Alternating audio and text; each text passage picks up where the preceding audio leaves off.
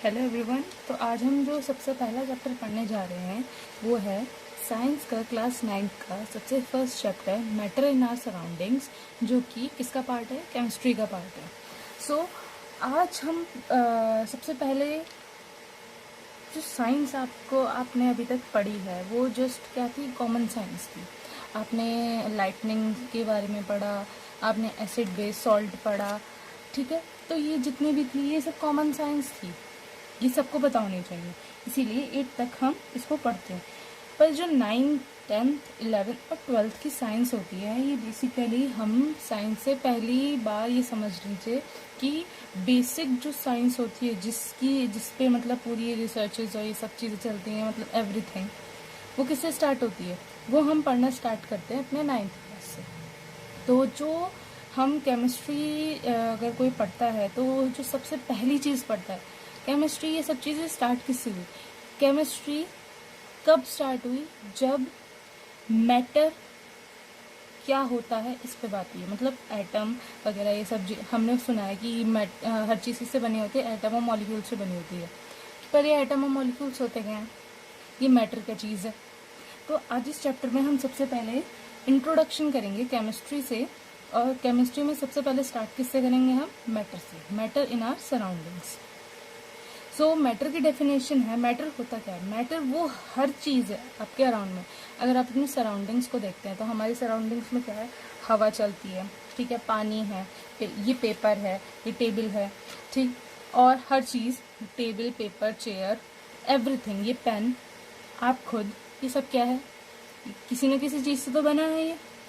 तो पहले के लोग ये सोचते थे कि जो हमारा जैसे इंडियन फिलॉसफी में बोला जाता था कि जो मैटर है, जो हम जितनी भी चीज़ें हैं पूरी दुनिया में, पूरे ब्रह्मांड में जितनी भी चीज़ें हैं वो किन चीज़ों से बनी है? 5 चीज़ों से बनी है, 5। तो 5 चीज़ें वो होती क्या थी? जिसे हम कहते थे पंच तत्व, ठीक है। सो वो 5 पंच तत्व क्या थे? एयर, अर्थ, फायर, स्काई और वाटर, ठीक है। तो इन 5 चीज़ों से हम कहते थे कि जो भी ह्यूमन बींग्स हैं या फिर कोई भी चीज़ है हमारी सराउंडिंग्स में, वो सब इन्हीं 5 चीज़ों की कोई ना कोई मिक्सचर है, कोई ना कोई फॉर्म है, ठीक है। आगे जाते जाते जैसे जैसे साइंस का जैसे जैसे मॉडर्न स्टडीज़ बढ़ती गई, वैसे वैसे साइंटिफिक थ्योरीज आने लग गई matter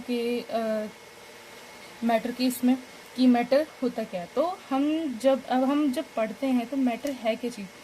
matter refers to the material things around us which has mass or occupy space, and its presence can be felt by any one or more of our 5 senses. हमें 5 senses होती हैं, तो कोई भी वो चीज़ जिसकी ये 2 प्रॉपर्टीज हो। पहली प्रॉपर्टी विच ऑक्यूपाई स्पेस, वो कहीं अगर रख दी जाए तो वो थोड़ी जगह घेरता हो, और जिसका कोई मास हो, विच हैव मास। तो वो हर चीज जिसका जो स्पेस ऑक्यूपाई करता हो और जिसका कोई मास हो, वो चीज क्या कहलाएगी? मैटर कहलाएगी। तो अगर हम कोई भी एग्जाम्पल ले लेते हैं, अगर मैं इस पेपर का एग्जाम्पल ले लेती हूँ, मैंने इस कॉपी का एग्जाम्पल ले लिया, I have taken example of this book. तो ये जो बुक है, मैं इस बुक को इस टेबल पर रखती हूँ, सो इस टेबल का इतना हिस्सा इसने ऑक्यूपाई कर लिया, और इस बुक का कुछ मास भी है। सो ये क्या है? मैटर है। ये पेन है, इस पेन को मैंने इस पेपर पर रखा, तो इस पूरे पेपर का इसने इतना हिस्सा ऑक्यूपाई कर लिया, और इसका कुछ मास भी है। तो वो हर चीज जो स्पेस ऑक्यूपाई करता हो और जिसका कुछ मास हो, वो हर चीज क्या कहलाती है? मैटर कहलाती है। अब और जिसे हम फील कर सकते हैं। अब फील तो हम इमोशंस को भी कर सकते हैं। इट मीन्स ये जितने हमारे इमोशंस होते हैं, लव, हेट, हर्ट, ये जितने भी हमारे इमोशंस होते हैं, क्या इनका कोई मास होता है? नहीं। क्या ये कोई स्पेस ऑक्यूपाई करते हैं? नहीं। तो ना इनका मास होता है, ना ये स्पेस ऑक्यूपाई करते हैं, तो ये मैटर नहीं है। फील हम इन सबको, इमोशंस को भी कर सकते हैं, बट ये स्पेस ऑक्यूपाई नहीं करते और ना ही इनका कोई मास होता है, इसीलिए मैटर नहीं है। तो मैटर हर वो चीज़ है जिसके पास ये 2 प्रॉपर्टी है, विच ऑक्यूपाई स्पेस एंड हैव मास।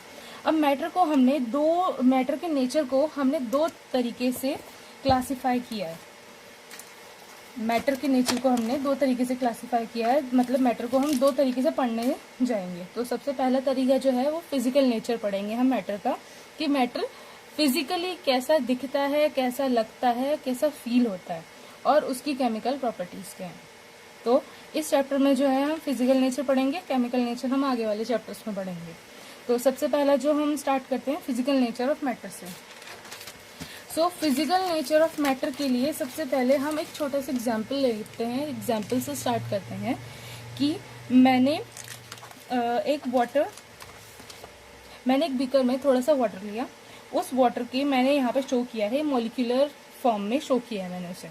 अगर मतलब वाटर के जो मॉलिक्यूल्स होते हैं वो बहुत छोटे होते हैं, आप उसे अपनी नेकेड आइज से नहीं देख सकते, तो उसके लिए आपको माइक्रोस्कोप का यूज होगा।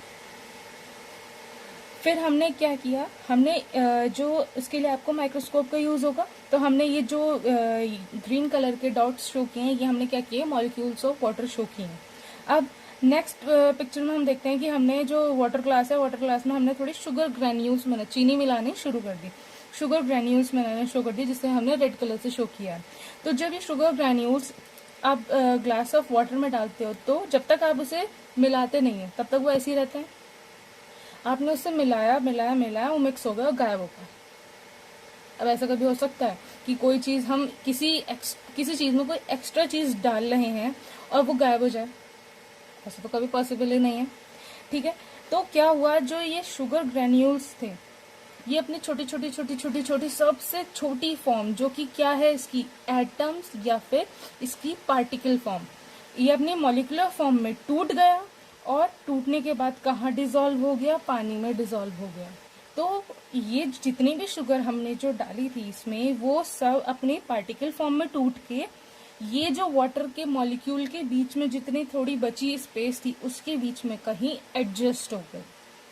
इट मीन्स वाटर के मॉलिक्यूल्स के बीच में थोड़ी स्पेस थी, हमने शुगर के मॉलिक्यूल्स उसमें ऐड किए, मिक्स करे, हमने खूब मिक्स किया। उसके बाद जब हमने देखा कि जब शुगर बिल्कुल पानी में से गायब हो गई, ट्रांसपेरेंट हो गया वाटर वापस से, तो हम अगर उसमें देखते हैं तो क्या होता है, हमें क्या पता चला कि जितने भी शुगर के मॉलिक्यूल्स थे वो वाटर के मॉलिक्यूल्स के बीच की जगह में कहीं एडजस्ट हो गए, वहीं पे ना इसकी वॉल्यूम चेंज हुई, तो इसकी डेंसिटी बढ़ गई, तो इसका मास जरूर चेंज होगा पर इसकी वॉल्यूम चेंज नहीं होगी। ठीक, तो इससे हमें क्या पता चला कि वाटर के जो पार्टिकल्स होते हैं, मतलब किसी भी मैटर के, चाहे वो शुगर हो चाहे वो वाटर हो, वाटर शुगर दोनों मैटर हैं, तो उनके जो पार्टिकल्स होते हैं, एक तो वो बहुत छोटे होते हैं, माइक्रोस्कोपिक साइज के होते हैं, दूसरा उन पार्टिकल्स के बीच में थोड़ी थोड़ी स्पेस होती है। क्या होती है? स्पेस होती है। इसकी वजह से जब हमने एक टाइप के पार्टिकल में दूसरे टाइप का पार्टिकल डाला, तो क्या हुआ, यहाँ पे वो एक दोनों में मिक्स हो गया। तो इससे हमें फिजिकल नेचर के बारे में क्या पता चलता है, matter is made up of very tiny particle which may be atom और मॉलिक्यूल। तो मतलब हमारे अराउंड, हमारे सराउंडिंग में जितने भी मैटर है, जितना भी मैटर है, वो सब किसी ना किसी अपने टाइनी पार्टिकल से बना होगा, और उस टाइनी पार्टिकल को हम क्या बोलते हैं, एटम और मॉलिक्यूल। ठीक, अब आ जाते हैं हम कि ये जो पार्टिकल होता है, इस पार्टिकल का नेचर क्या होता है और इस पार्टिकल्स की प्रॉपर्टी क्या होती है। तो पार्टिकल ऑफ मैटर सबसे छोटा होता है, हमें ये पता है, और पार्टिकल की मैटर के बीच में बहुत स्पेस होता है। सो हमने पहली बात तो हमने पढ़ ली कि ये बहुत टाइनी होता है और उसके बीच में बहुत सारा स्पेस होता है। अब इसकी जो हम आगे की बात पढ़ेंगे, हम पढ़ेंगे पार्टिकल मूव कंटिन्यूसली, मतलब ये जितना भी मटीरियल है, जितना भी मैटर है, चाहे वो वाटर हो, चाहे वो एयर हो, चाहे वो कोई सॉलिड ऑब्जेक्ट हो, चाहे वो कॉपी हो, ये जितना भी मैटर है उसके जो पार्टिकल्स हैं वो कंटिन्यूसली अपनी जगह से मूव करते रहते हैं, मतलब अपने ही वाइब्रेट करते रहते हैं, वो एक जगह से दूसरी जगह मूव करते रहते हैं। सो उसका हम कैसे पता करेंगे, अभी देखते हैं। फिर तीसरा आता है हमारा पार्टिकल अट्रैक्ट ईच अदर। अब इसमें क्या है कि कोई भी चीज, जितने भी पार्टिकल्स हैं मैटर के अराउंड, मैटर में जितने भी पार्टिकल्स हैं, वो एक पार्टिकल अपने कॉन्स्टिट्यूएंट, मतलब अपने जैसे दूसरे पार्टिकल को हमेशा अट्रैक्ट करता है। So particle have space between them, तो हमने एक शुगर के ग्रैन्यूल से पता कर लिया, पढ़ लिया। और दूसरा अब हम पढ़ेंगे एक बार KMnO4 का और पढ़ लेते हैं इसमें KMnO4 की। सबसे पहले हमने क्या किया, हमने 100 ml वाटर एक बीकर में लिया और उसमें हमने KMnO4 मतलब पोटेशियम पर मैग्नेट KMnO4 होता है, जिसकी ये प्रॉपर्टी होती है कि अगर इसको पानी में डालते हैं तो ये पिंक कलर रिलीज करता है, मजेंटा सा, मतलब डार्क पिंक कलर रिलीज करता है। अगर इसके ज़्यादा ग्रेन्यूल्स डालते हैं तो ये डार्क पिंक कलर रिलीज करता है। तो हमने क्या देखा, हमने अगर 100 ml वाटर में थोड़ा सा KMnO4 डाला तो ये जो वाटर है बीकर में वो किस कलर का हो गया, डार्क पिंक कलर का हो गया। अब उस डार्क पिंक कलर के ऑब्जेक्ट में, मतलब उस पानी को हमने थोड़ा सा 10 ml वाटर उसमें से लिया और हमने उसे दूसरे साफ पानी में डाला, ठीक है। तो अगर इस कलर वाटर को आप किसी क्लियर वाटर में डालोगे तो वो जो क्लियर वाटर है वो भी कलर्ड हो जाएगा, नहीं हो जाएगा। ऐसे हमने एक बार और एक और बार, 2-3 बार ये प्रोसेस रिपीट की। तो हमने क्या ऑब्जर्व किया, हमने सबसे पहले ऑब्जर्व किया कि अगर हम किसी क्लियर वाटर में कोई कलर चीज डाल लें, चाहे वो KMnO4 हो, चाहे वो शुगर हो, कोई भी चीज दूसरा पार्टिकल डाल लें, तो वो पार्टिकल दूसरे पार्टिकल्स के साथ मिक्स होके क्या हो जा रहा है, वहीं पे डिसॉल्व हो जा रहा है। क्या हो जा रहा है, डिसॉल्व हो जा रहा है। और उसी का हमने थोड़ा सा 10 ml और लेके हम दूसरे क्लियर वाटर में डाल रहे हैं। तो हम क्या देख रहे हैं कि हर बारी में थोड़ा थोड़ा जो कलर है वो फेड होता जा रहा है। मतलब पहले डार्क था, फिर लाइट, फिर लाइट, फिर बहुत लाइट। ऐसा क्यों हुआ कि इसके जितने KMnO4 और वाटर के मॉलिक्यूल्स थे वो इसमें आए, थोड़े इसमें जाके इक्वली डिस्ट्रीब्यूट हो गए। तो जो डार्क कलर था वो लाइट हो गया। ऐसे ही सेम प्रोसेस इसमें हुई।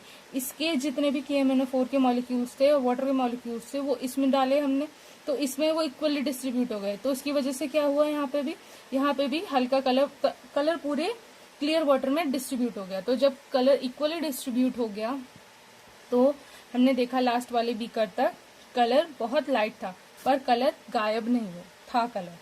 तो इसका मतलब क्या है, इसका मतलब ये है कि अगर कोई मटेरियल है, अगर एक टाइप के पार्टिकल में अगर हम कोई दूसरे टाइप का पार्टिकल डालते हैं तो वो एक दूसरे के बीच में एडजस्ट कर लेते हैं। और वो एडजस्ट क्यों कर पाते हैं, क्योंकि पार्टिकल्स के बीच में इनफ स्पेस होता है एडजस्टमेंट के लिए। तो एक टाइप के पार्टिकल दूसरे में एडजस्ट कर लिया क्योंकि इन पार्टिकल्स के बीच में बहुत स्पेस होती है। फिर जो हमारा आगे का पॉइंट आता है, तो उसका आगे का पॉइंट ये है, particle of matter are continuously moving. तो इससे पहले सबसे पहले हम एक डेफिनेशन पढ़ लेते हैं, डिफ्यूजन क्या होता है, एग्जाम्पल से समझते हैं। आपके घर में खाना बनता है, ठीक है। माना कि आज आपके घर में राजमा चावल बने, तो आप अपने कमरे में बैठे हो और यहाँ पे क्या हो रहा है, आप अपने कमरे में बैठे हो और ये आपके कमरे की एयर है। इसके मॉलिक्यूल्स हमने रेड कलर से यहाँ पे शो कर दिए। अब क्या हुआ, जब राजमा चावल गरम गरम पके तो उसकी खुशबू आनी स्टार्ट हुई। अब वो खुशबू आपके कमरे में मिक्स होने लग गई और थोड़ी ही देर में आपका पूरे कमरे में राजमा चावल की खुशबू फैल गई, ठीक है। तो ये क्यों हुआ, इसका मतलब तो ये है कि इसकी जो खुशबू थी इसमें मिक्स होकर पूरे कमरे में फैल गई। तो ये क्यों हुआ, जो एयर थी, एयर के पार्टिकल्स हैं, उनके बीच में काफी स्पेस है जो कि हर टाइम मूव कर रहे हैं। पूरी आपके रूम में एक जगह से दूसरी जगह एयर के पार्टिकल मूव कर रहे हैं। राजमा चावल जिसमें जो कि गरम था, इट मीन्स उसकी एनर्जी बहुत हाई थी, उसके पार्टिकल की एनर्जी बहुत हाई थी, तो वो एक जगह से दूसरी जगह जल्दी मूव करे और पूरे कमरे में जल्दी से फैल गए। वो जल्दी से इसलिए फैले क्योंकि जब भी कोई गैस गर्म होती है, इट मीन्स उसकी एनर्जी ज्यादा होती है, उसकी वजह से वो क्या करती है, जल्दी मूव करती है और एक जगह से दूसरी जगह जल्दी पहुंचती है। इसकी वजह से क्या हुआ, आपकी पूरे कमरे में वो फ्रेग्रेंस फैल गई। तो उससे पहले हम एक डेफिनेशन पढ़ लेते हैं, डिफ्यूजन। तो जब भी एक टाइप के पार्टिकल में कोई दूसरे टाइप का पार्टिकल इंटरमिक्स होता है तो उसको हम कहते हैं डिफ्यूजन। तो डिफ्यूजन क्या होता है, जब एक टाइप के पार्टिकल में दूसरे टाइप का पार्टिकल इंटरमिक्स करता है, एक टाइप के पार्टिकल में दूसरे टाइप का पार्टिकल जो इंटरमिक्स करता है उसको हम क्या कहते हैं, डिफ्यूजन कहते हैं। This intermixing of particle is known as diffusion. So इससे हमें क्या पता चला कि पार्टिकल जो है कंटिन्यूअसली मूव करते हैं। क्यों, क्योंकि उनकी कुछ काइनेटिक एनर्जी होती है। देखो, जब आपके पास एनर्जी होती है तो आप एक जगह से दूसरी जगह इजीली मूव कर सकते हो। ऐसे सेम पार्टिकल के साथ होता है। अगर पार्टिकल की अपनी कोई काइनेटिक एनर्जी होगी तभी वो एक जगह से दूसरी जगह मूव कर पाएगा। इससे दूसरी चीज, जैसे जैसे टेम्परेचर राइज होता है वैसे वैसे पार्टिकल फास्ट मूव करने लगता है, क्योंकि क्या होता है, टेम्परेचर के राइज होने पे उसकी काइनेटिक एनर्जी बढ़ती है और वो एक जगह से दूसरी जगह जल्दी भागता है और ऐसे में डिफ्यूजन जल्दी होता है। जितनी ज्यादा तेज कोई भी पार्टिकल एक जगह से दूसरी जगह मूव करेगा उतनी ही ज्यादा जल्दी क्या होगा, डिफ्यूजन अकर होगा। फिर आता है हमारा लास्ट वाला point, particle attract each other. इसका मतलब क्या है? इसका मतलब ये है कि ये एक टाइप का पार्टिकल, ये दूसरा टाइप का पार्टिकल, इन दोनों पार्टिकल्स के बीच में एक बॉन्ड होता है जिसको हम कहते हैं फोर्स ऑफ अट्रैक्शन। क्या होता है? Force of attraction. तो ये बॉन्ड जितना ज्यादा स्ट्रांग होगा वो पार्टिकल उतना ही ज्यादा हार्ड होगा, स्टिफ होगा, जैसे कि सॉलिड्स में होता है। सॉलिड्स में क्या होता है, एक पार्टिकल दूसरे पार्टिकल पास पास होते हैं, वो एक दूसरे को बहुत जोर से पकड़े रहते हैं, इसकी वजह से क्या होता है, सॉलिड हार्ड होते हैं। ऐसे ही लिक्विड में वो थोड़े हल्के हो जाते हैं और गैसेज में वो बिल्कुल रिलीज हो जाते हैं। तो अगर एक टाइप का पार्टिकल दूसरे पार्टिकल को जितनी ज्यादा फोर्स ऑफ अट्रैक्शन से होल्ड करके रखेगा उतना ही फिक्स्ड होगा, इसीलिए सॉलिड का शेप फिक्स होता है। वहीं लिक्विड का शेप जो है चेंज होता रहता है और गैसेस उस चीज का शेप ले लेती हैं जिस कंटेनर में वो रखी जाती हैं, क्योंकि उनके बीच का फोर्स ऑफ अट्रैक्शन बिल्कुल नहीं होता, वो हर जगह फैल जाती है। जैसे कि एक चॉक है और एक आयरन नेल है, तो चॉक की क्या प्रॉपर्टी है, वो सॉफ्ट होती है और इजी टू ब्रेक होती है, जबकि आयरन नेल की प्रॉपर्टी है वो हार्ड होती है और डिफिकल्ट टू ब्रेक होती है। वो सॉफ्ट होती है क्यों? क्योंकि उसकी वीक फोर्स ऑफ अट्रैक्शन है। उसके जो पार्टिकल्स हैं, उसके एक पार्टिकल ने उसके दूसरे पार्टिकल को बहुत वीकली अट्रैक्ट कर रखा है, जबकि जो आयरन के पार्टिकल है वो पास पास है और उन्होंने एक दूसरे को बहुत ही टाइटली क्या कर रखा है, होल्ड कर रखा है। इसकी वजह से उसकी स्ट्रॉन्ग फोर्स ऑफ अट्रैक्शन है। तो इस चैप्टर में इस वीडियो में हमने क्या पता चला कि मैटर जो होता है क्या होता है, everything around us which has mass and which occupy space, जो कि थोड़ा स्पेस ऑक्यूपाई करे और मास जिसका कुछ मास हो, मास मतलब उसका वेट, और तो वो क्या होता है, वो मैटर होता है। Example air, water, would etcetera, everything around you. फिर मैटर किससे बना होता है, स्मॉल पार्टिकल्स से बना होता है। अपने छोटे छोटे हर किसी भी टाइप का मैटर हो वो अपने टाइप के स्मॉल पार्टिकल्स से बना होता है, जो कि जिन्हें कि हम अपने नेकेड आइज से नहीं देख सकते, क्योंकि वो माइक्रोस्कोपिक लेवल के साइज के होते हैं, बहुत छोटे होते हैं। दूसरा, उन पार्टिकल्स के बीच में इनफ स्पेस होती है जिससे कि दूसरे टाइप के पार्टिकल्स आके उसमें मिक्स कर जाएं। तीसरा, वो एक दूसरे को अट्रैक्ट करते हैं जिसकी वजह से उनकी शेप फॉर्म होती है और एक डेफिनेट शेप मिल पाती है। फिर आता है हमारा कि वो एक जगह से दूसरी जगह कॉन्स्टेंटली मूव करते हैं, क्योंकि उनमें क्या होती है, काइनेटिक एनर्जी होती है। अब इसके आगे का टॉपिक हम नेक्स्ट वाले वीडियो में पढ़ेंगे।